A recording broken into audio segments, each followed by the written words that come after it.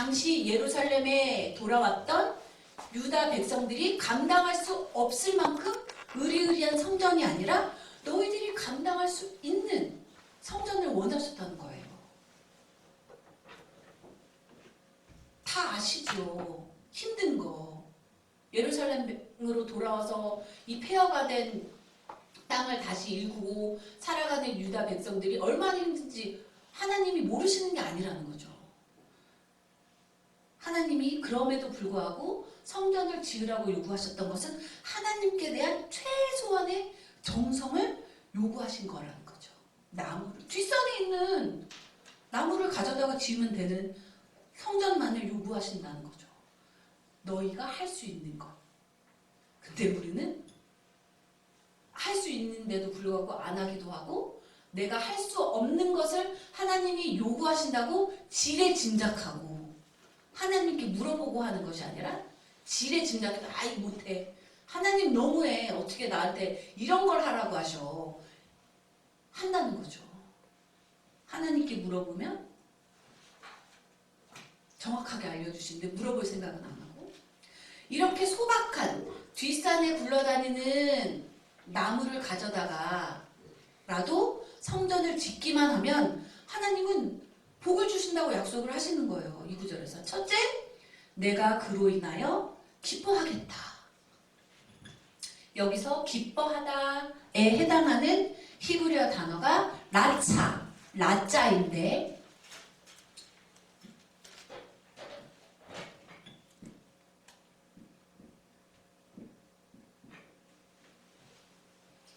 이 단어가 쓰인 이제 다른 본문들의 용례를 보면 대부분 희생 제물을 드릴 때, 동물을 이제 번제를 드리거나 뭐 속죄제를 드리거나 하는 희생 제물을 드릴 때 하나님이 흠양하시고 흡족하게 받아들여 주셨을 때 나오는 단어라는 거예요. 라짜가. 너희들은 솔로몬의 그 으리으리한 성전만 지레짐작해서 하나님 그런 성전을 원하신다라고 지레짐작해서 미루었지만, 하나님은 너희 형편을 다 알고 계신 하나님은 소박한 성전이라도 너희들이 지으려고 하는 하나님에 대한 최소한의 정성만이라도 보이면 받아들여 주시고 기뻐해 주신다는 거예요. 우리 예물을 드리는 이유가 뭐예요? 하나님이 받아주시기를 원해서 드리는 거잖아요. 그냥 하나님이 받든지 말든지 난 일단 드릴게요, 이런 게 아니잖아요. 하나님이 내가 하나님께 드리는 그 예물을 받으시고 흡족해 하시고 그로 말미암아서 나를 풍족하게 풍성하게 나에게 은혜 내려주시기를 원하니까 예물을 드리는 거잖아요. 그게 하나님을 기쁘게 해드리는 거잖아요. 근데 하나님은 많은 으리으리한 성전만 기뻐하고 받아주시는 게 아니라 산에 올라가서 가져다가 드리는 그 산에 있는 나무로 지어지는 성전일지라도 너희들이 마음이 있으면 그 안에 그것도 흡족하게 기뻐 받아주신다는 거죠. 정성이 문제라는 정성. 인간은 늘 핑계를 대지만 핵심은 하나님에 대한 정성이 부족한 거죠. 그렇죠? 그러나 소박한 성전일지라도 하나님께 바치기로 마음을 먹고 드리면 하나님은 그 성전을 이런 허술한 걸 성전이라고 지었어? 라고 책망하지 않으시고 면박 주지 않으시고, 아이고 이렇게 어려운 가운데서도 이렇게 전을 짓기 위해 수고했구나 하고 기뻐 받아주신다는 거예요. 또 둘째, 그 소박한 성전 하나님께 최소한의 정성을 내보이면 내가 영광을 얻으리라 라고 약속해 주신다는 거예요. 이걸 히브리어 원문을 문자적으로 이제 한글 성경은 약간 이해하기 쉽게 의역이 되어 있는데 문자 그대로 번역을 하면 나는 나의 영광을 보이리라. 소박한 성전일지라도 너희들이 마음을 다해서 지은 성전이라면 하나님이 그 성전에 임재해서 하나님의 영광을 드러내 보여주시겠다고 약속을 하신다는 거예요. 그러니까 성전이 존재하는 이유가 그거잖아요. 하나님이 임재해 주시기를 원하는 거잖아요. 하나님이 떠나신 성전은 성전이 아니죠. 그런데 솔로몬이 지었던 것과 같은 그 으리으리한 성전에만 하나님이 임재하셔서 하나님이 계심을 가시적으로 우리가 눈으로 볼 수 있게 보여주시는 게 아니라 소박한 성전일지라도 그 성전에 너희의 정성, 너희의 마음, 하나님을 향한 마음이 있다면 그 성전에도 뒷산에서 뽑아서 가져온 나무로 지은 소박한 성전일지라도 하나님은 임재해 주신다는 거예요. 우리 성경을 보면 하나님이 돈 많은 사람만 복 주신다 그러면 복 받을 사람이 있습니까? 세계 최고 부자만 복 받겠죠. 돈 많이 내는 순으로 복 준다고 그러면 예전에 세계 1위 부자가 그 미국의 마이크로 소프트웨어 그 사장인 빌 게이츠가 1위였었는데 지금 뭐 바뀌었겠죠? 그 사람은 그렇게 돈 많이 내는 순으로 이렇게 1번부터 순위를 매겨서 복을 주신다고 하면 우리 복 못 받아요. 근데 하나님은 우리의 형편도 아시는 하나님. 액수가 중요한 것이 아니라 사렙다 과부의 가만주, 두렵돈. 내 형편에서 낼 수 있는 최선의 것을 하나님은 받으시고 복 주시니까 얼마나 감사해요. 우리 돈도 없는데 몇 억씩 내라고 하면 복 받을 방법이 전혀 없는데 하나님은 우리 신령도 감찰하시는 하나님이 우리의 경제 사정도 알고 계시고 우리의 상태도 알고 계시기 때문에 너가 정말 없는 중에 하나님을 향한 마음을 온전히 쏟아서 드리는 예물이기만 하면 하나님은 기뻐서 받아주시고 하나님이 축복해 주신다니까 얼마나 감사한 일입니까? 그렇죠?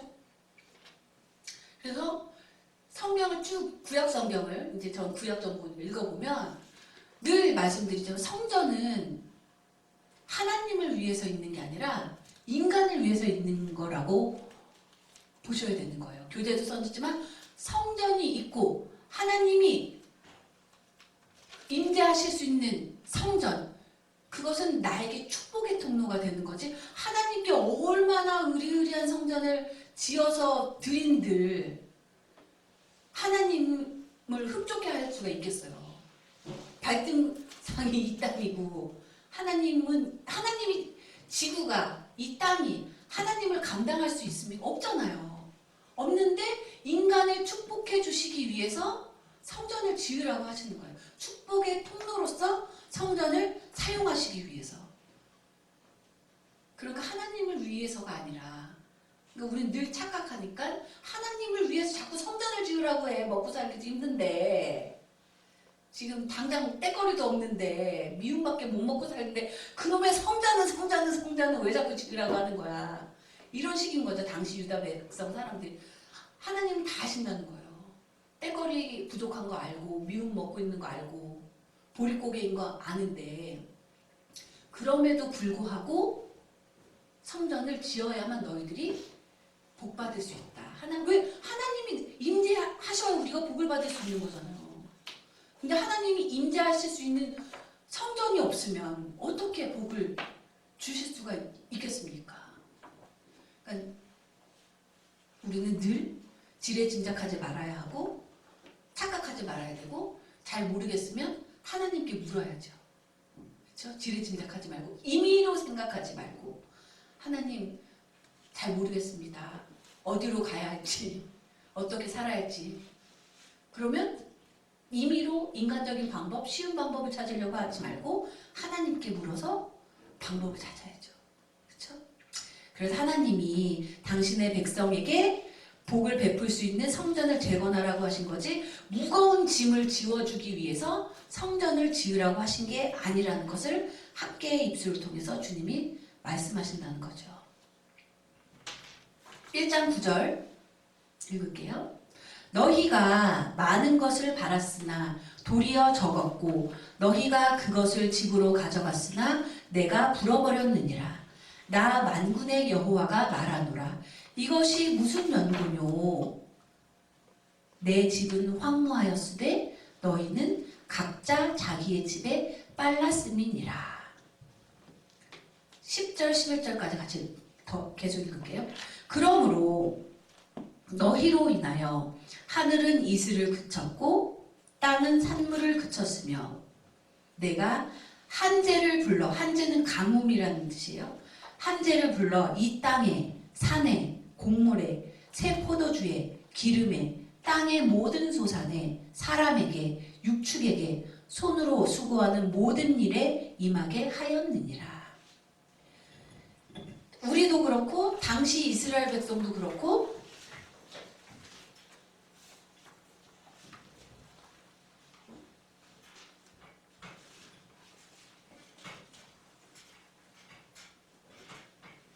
우리의 삶이 지금 우리의 상황이 하레부, 황폐하니까 황폐, 황무,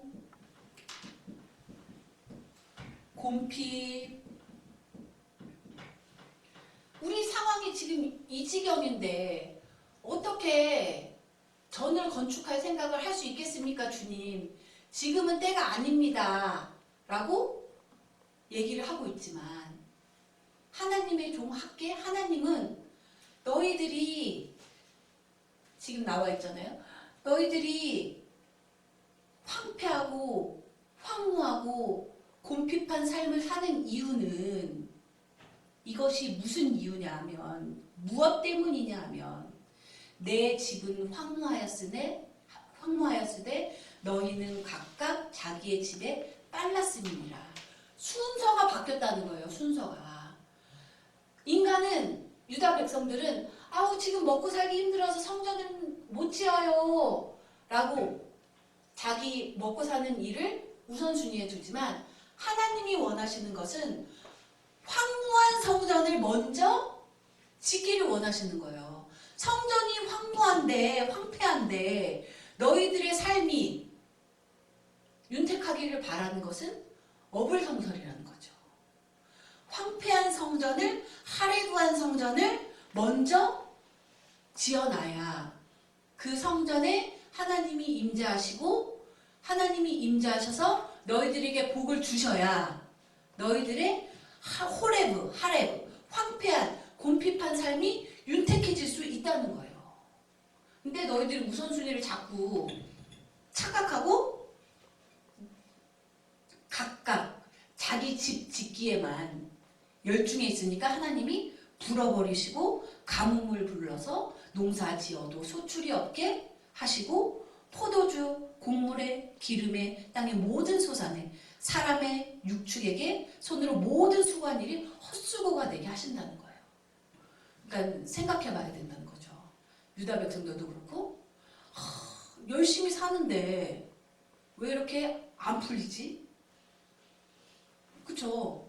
그럴 때는 생각을 해봐야 되는 거예요. 하나님께 물어야 되는 거예요. 나 열심히 살잖아요. 게으름 피우지 않고 하루하루 최선을 다해서 성실하게 딴짓 안 하고 한눈 팔지 않고 열심히 살고 있는데 왜 이렇게 안 풀려요?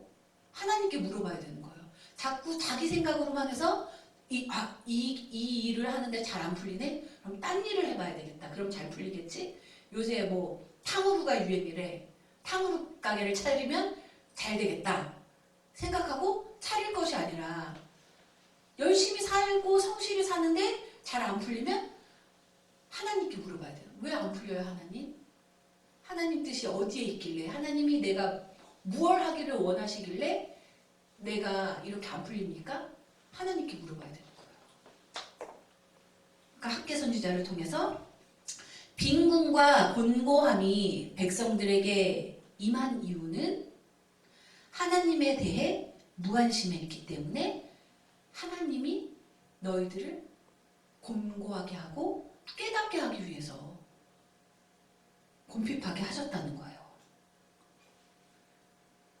그러니까 여기에서 11절에 한재, 어려운 말이죠. 가뭄이라는 뜻인데 한재라는 부분에 해당하는 히브리어가 내 전은 황무하였다, 황폐하였다, 하레브와 똑같은 어근이 쓰인 호레브예요.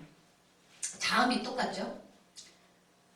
우선순위를 올바로 해야 복이, 축복의 통로가 막혀 있는데 축복이 오기를 바라는 게 말이 안 되죠. 통로가 없는데 어떻게 아무리 열심히 한 밭을 간들 통로가 끊겨 있는데. 그러니까 문제가 항상 문제의 핵심이 무엇인지 깨달아야 되겠죠. 문제의 핵심을 잘 못 깨닫고 이스라엘 백성들이 그랬잖아요. 계속 메세가 침입해, 아수르가 침입해, 바벨론이 침입해. 그러니까 그 사람들은 계속 문제의 핵심이 뭔지를, 주님은 선지자들을 꾸준히 부지런히 보내셔서 이사야, 예레미야 꾸준히 보내셔서 너희들이 그렇게 고난을 당하는 이유는 내 법을 어겼기 때문이다. 네 이웃에게 공의롭지 못하게 행했기 때문이다라고 주전 8세기 선지자들을 통해서, 아모스를 통해서, 호세아를 통해서 끊임없이 말씀을 하셨는데도 불구하고 이스라엘 백성들은 여호와가 힘이 없네. 여호와 하나님이 힘이 없어서 그래.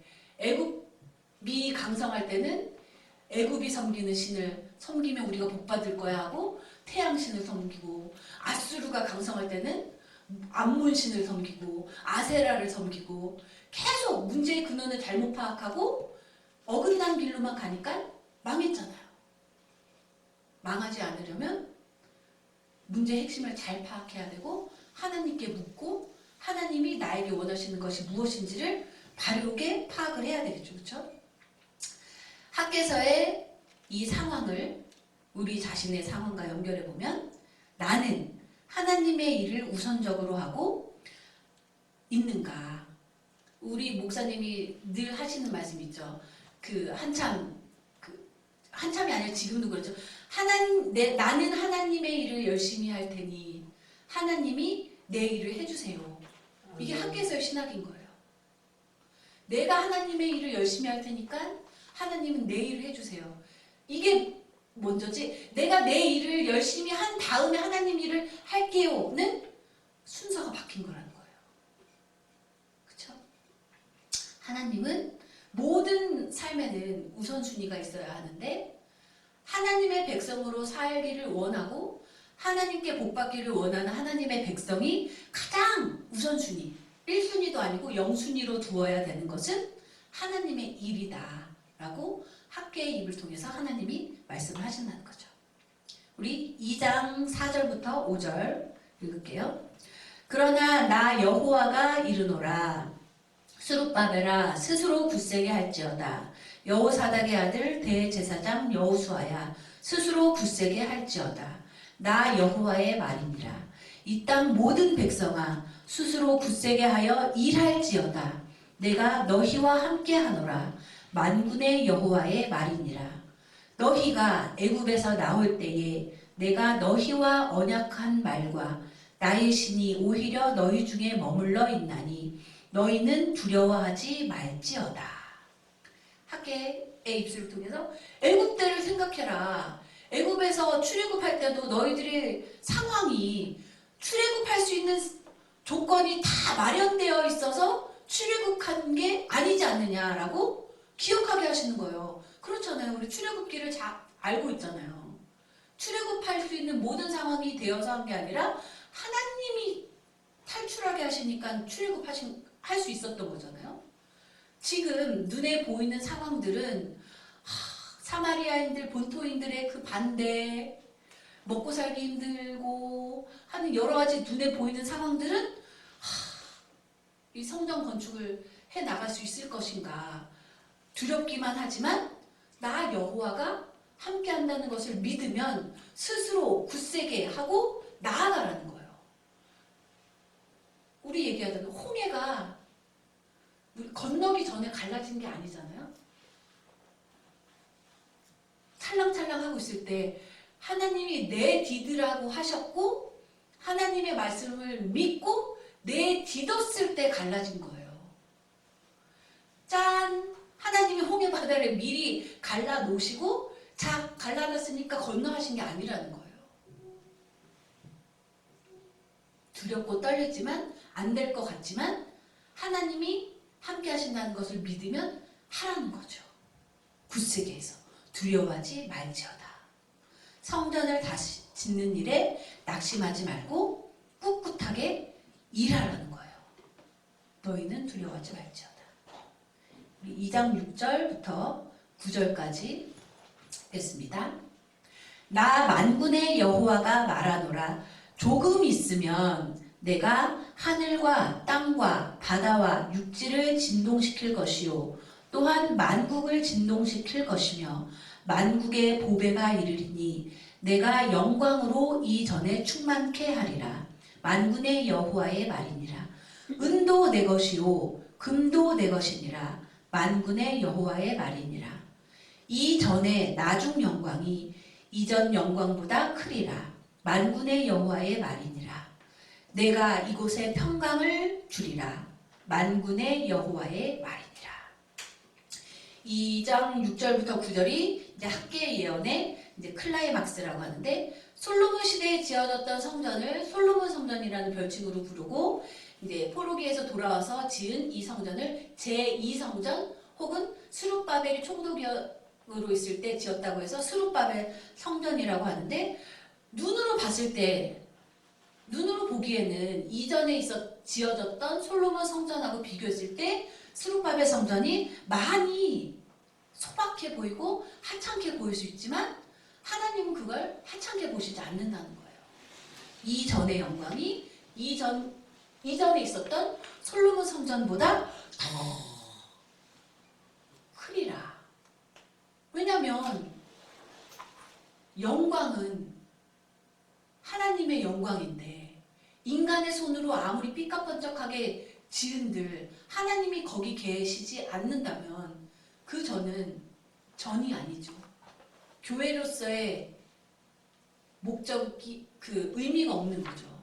아무리 그래서 그랬잖아요. 두세 사람이 내 이름으로 모여서 주님을 찾는 곳에 주님도 거하신다고 했잖아요. 하나님이 같이 계시는지 여부, 하나님이 임재에 계셨는지 여부가 중요한 거지 얼마나 의리의리한지 이렇게 소박한 성전에 하찮은 성전에 주님이 계실까? 그건 인간적인 생각이라는 거죠. 하나님은 마음을 감찰하시는 하나님이시니까. 이 신탁의 수여자는 스룹바벨과 여호수아만이 아니라 모든 남은 백성인데 그래서 순차적으로 스룹바벨아 스스로 굳세게 해야 두려워하지 말라. 여호수아야 굳세게 하고 두려워하지 마라. 이 땅 모든 백성아 스스로 굳세게 하여 일할지어다. 모두 하나님만이 함께 계심을 믿고 따르면 할 수 있다. 하면 된다. 해보자. 이거죠. 2장 6절에 상반절에 조금 있으면 내가 하나님께서 하늘과 땅과 바다와 육지를 진동시키실 것이고 이것이 이제 종말론적인 사건을 예표한 거라고 이제 학자들이 보는데 이렇게 성전 재건은 이 같은 하나님의 약속이 성취되는 종말론적인 사건과 직접 연관이 있다. 학계는 하나님께서 하늘과 땅과 바다와 육지 그리고 만국을 진동시키실 것이라고 이 구절에서 말하고 있다라고 하는 거죠. 이제 슈털밀러라는 학자가 얘기한 걸 쭉 이제 읽어보시면 되는데 결국 주체자, 이 천지 만물의 모든 주관자, 주인은 누구라는 거예요? 여호와 하나님이라는 거예요. 내가 진동시키는 거고 나 만군의 여호와가 만국의 보배도 보내주신 거고 그러니까 하나님만을 바라봐야 되는 게 이게 정상적인 거죠. 하나님이 이 천지 모든 만물의 주관자라고 믿는 사람이라면 그렇죠? 하나님이 주인이니까 하나님께 항상 모든 뜻을 구하고 복 받는 것도 하나님께 있으니까 금도 내 것이요 은도 내 것이요 복 받기를 원하면 그것도 하나님께 구해야 되는 거고 근데 항상 사람은 우리는 딴 데서 찾으려고 하니까 늦어지는 거고 어긋나는 거고 한다는 거죠. 이 진동을 가지고 학자들이 얘기를 많은데 페르시아의 캄비세스라는 왕이 재위하고 있을 때 지진이 있었다라고 고고학적으로 학자들이 얘기를 하기도 하고, 캄비세스라는 왕이 암살당해서 페르시아라는 대제국이 대격변의 소용돌이에 말려 들어간 것을 진동으로 표현하기도 했다라고 보기도 하는데, 이제 사도 마태는 이때 학개서에서 말한 진동이 예수님의 죽음을 상징한 것이다 라고 해석을 했어요. 우리 마태복음 27장 50절부터 52절까지 한번 찾아볼까요? 마태복음 27장 50절부터 52절, 교재에도 표기를 해놨어요.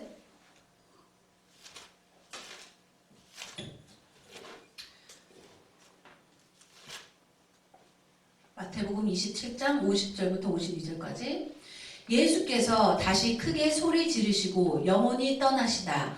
이에 성소 휘장이 위로부터 아래까지 찢어져 둘이 되고 땅이 진동하며 바위가 터지고 무덤들이 열리며 자던 성도들의 몸이 많이 일어나되. 마태는 예수 그리스도를 새로운 성전으로 해석해서 이렇게 표현을 했다는 거고, 또 중요하게 요한복음 2장 19절에서 21절로 보면 예수께서 대답하여 가라사대 너희가 이 성전을 헐라 내가 사흘 동안에 일으키리라. 유대인들이 가로되 이 성전은 46년 동안에 지었거늘 네가 3일 동안에 일으키겠느뇨 하더라. 그러나 예수는 성전된 자기 육체를 가리켜 말씀하신 것이다. 구약시대에는 건물인 성전이었지만 신약시대에서 사도들하고 예수님은 구약시대에 하나님이 임재하시고 하나님이 영광이 임하시고 하나님이 주시는 축복의 통로가 되는 성전을 예수 그리스도로 이해를 했다는 거예요. 그래서 마태도 요한도 이렇게 그 각각의 구절에서 표현을 했다는 거죠. 이렇게 하나님이 진동시키시고 하늘과 땅 천지 만국을 진동시키시고 보내주시는 만국의 보배가 부활하신 예수 그리스도라고 히브리서 기자가 얘기를 하는 거죠. 히브리서 우리 12장 26절부터 28절 보시면 이 진동시키신 이후에 성전 휘장이 진동이 일어나서 성전 휘장이 위에서부터 아래로 찢어진다는 것도 그렇죠. 휘장이 아래에서 위로 찢어진 것이 아니라 위에서 아래로 찢어진 것은 하나님이 그렇게 하셨다는 거고, 또 진동시키셔서 눈에 보이는 건물인 또한 예수님의 육체인 성전이 헐어졌지만 그것으로 끝난 것이 아니라 사흘 이후에 다시 부활하신 예수님, 만국의 보배를 하나님이 보내주시면 더 이상 진동하지 않는, 그 누가 와서 흔들어도 흔들리지 않는, 진동할 수 없는 나라, 그것이 부활하신 예수 그리스도인데 그것을 우리에게 선물로 주신다라는 것을 히브리서 기자는 학개서에 있는 내용을 자기 토대로 쓴 거예요. 히브리서 12장 26절에. 그때는 그 소리가 땅을 진동하였거니와 예수님이 죽으신 그 사건을 얘기를 한 거죠. 이제는 약속하여 가라사대 내가 또 한 번 땅만 아니라 하늘도 진동하리라 하셨느니라. 그래서 재림 예수가 오실 때는 땅과 하늘이 다 진동한다라고 요한계시록에도 나왔잖아요. 이 또 한 번이라 하심은 진동치 아니하는 것을 영존케 하기 위하여 진동할 것들 곧 만든 것들에 변동될 것을 나타내심이라. 그러므로 우리가 진동치 못할 나라 부활하신 예수 그리스도를 받았은즉 은혜를 받자. 이로 말미암아 경건함과 두려움으로 하나님을 기쁘게 섬길지니라. 신약 기자들이 학개서의 이 내용을 예수님에 대한 것이구나 라고 해석을 했다는 거죠. 7절의 만국의 보배라는 것은 메시아적인 의미로 해석을 해서 이제 슈톨밀러라는 학자도 쭉 읽어보시면 메시아가 성전에 임하시는 것은 곧 이 구절이 뜻하는 예언이 성취되는 것이라고 본 것이고, 또 이사야서 2장 2절에서 4절, 60장 6절에서 9절에도 열방이 여호와에게 예물을 바치기 위해 예루살렘으로 몰려들 것을 말하고 있는데, 이것이 다 합해서 이 구절에 근거한 것이라는 거죠. 그러니까 아무리 인간 손으로 만든 삐까뻔쩍한 성전은 흔들리면 무너지게 되어 있다는 거예요. 그러나 우리가 잘 예수님의 제자로 하나님의 백성으로 온전히 살아가는 우리라면 만든 것이 아닌, 절대 진동하지 않는, 흔들리지 않는, 진동치 못할 나라 부활하신 예수 그리스도. 그래서 네 몸이 성전이니 라고 하시잖아요. 흔들리지 않는 성전을 받을 수 있다는 거죠. 그래야만 그 나라에 갈 수 있다는 거죠. 그 나라에, 여호와의 나라에. 9절은 베드로전서도 이제 찾아보시면 제가 9절 써놨으니까요. 사람에게는 버림바가 되었으나 하나님께는 택하심을 입은 보배로운 산돌이신 여호와에게 나와 너희도 산돌같이, 산돌이 산에 있는 돌이 아니고 리빙스톤이라고 해서 살아있는 그 뜨인 돌 하잖아요. 뜨인 돌도 뭐예요? 사람이 산에 가서 사람이 만든 도구를 가지고 떼어낸 돌이 아니라는 거예요. 뜨여있는 돌, 저절로 뜨여있는 돌, 인간이 만들 수 없는 돌, 예수 그리스도. 너희도 산돌같이 신령한 집으로 세워지고 예수 그리스도로 말미암아 하나님이 기쁘게 받으실 신령한 제사를 드린 거룩한 제사장이 될지니라. 예수 그리스도를 믿는 사람들은 이래야 된다는 거예요. 9절은 스룹바벨 성전의 영광이 솔로몬 성전보다 뛰어날 것을 말하고 있다. 학계는 새 것이 예전 것을 만족하는 것이 아니라 그것을 토대로 새롭게 발전해 나가는 것이라고 본 것이다 라고 정리를 할 수가 있겠습니다. 우리 마무리 지을게요. 학기서에 나와 있는 메시지와 주제를 보시면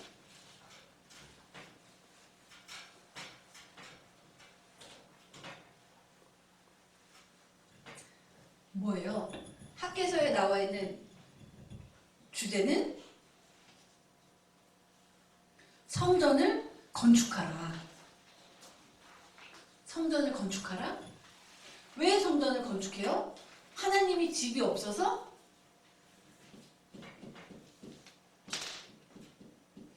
무너진 성전을 다시 건축하니까 제거. 하나님이 학계의 입술을 통해서 말씀해 주시는 게 성전을 재건하라 인데, 하나님이 거할 곳이 없어서 재건을 하라는 게 아니라, 하나님이 성전을 재건하라고 하신 이유는 하나님의 일을 영순위에 두고 하기를, 그러니까 너 마음에 진짜 하나님 내가 있느냐? 왜? 마음에 있으면 그 꿈에라도 보인다고 하잖아요. 입술로는 주여 주여 하는데 진짜 네 마음에 하나님이 내가 있어? 그걸 보이시기를 원하시는 거예요. 하나님이 너의 마음에 있다면, 그건 하나님의 일을 영순위로 하는 것은 당연한 일이라는 거예요. 그런데 학계서 당시, 학계가 사역할 당시에 예루살렘도 백성도 그렇고 오늘날 저뿐만이 아니라 교회 안에서 주여 주여 전 주님만 사랑해요. 주님 믿습니다.